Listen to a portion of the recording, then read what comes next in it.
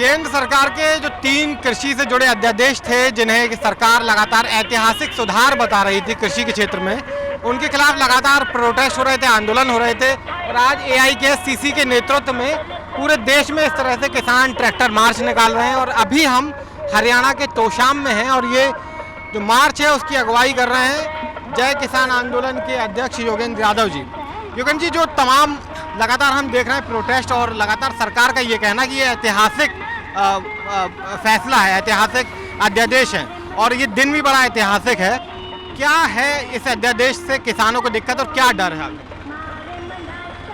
भाई, अगर ये ऐसा ही ऐतिहासिक अध्यादेश है तो सरकार चोर दरवाजे से क्यों लेके आई है?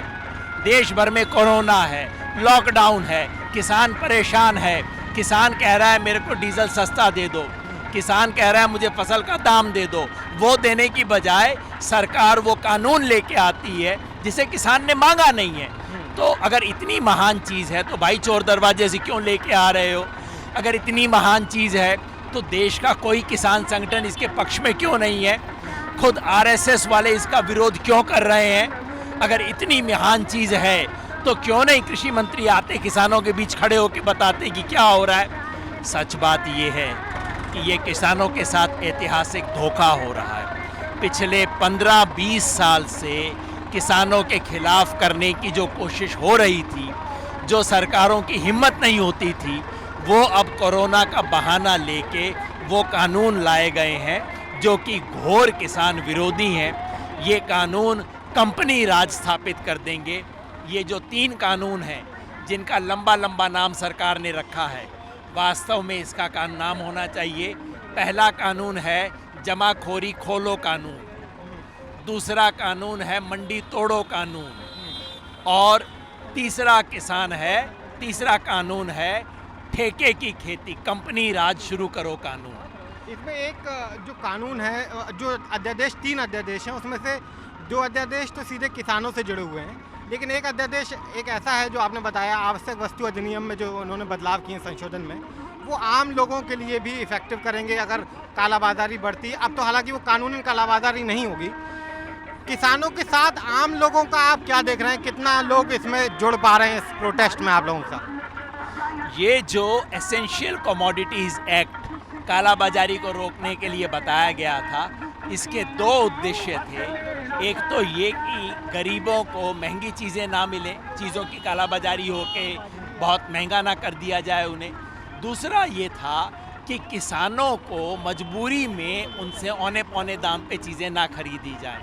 जो होता है वो ये कि बड़े बड़े स्टॉकिस्ट बहुत बड़ा स्टॉक बना लेते हैं, फिर वो अपनी मर्जी से फसलों का दाम उठाते हैं और गिराते हैं।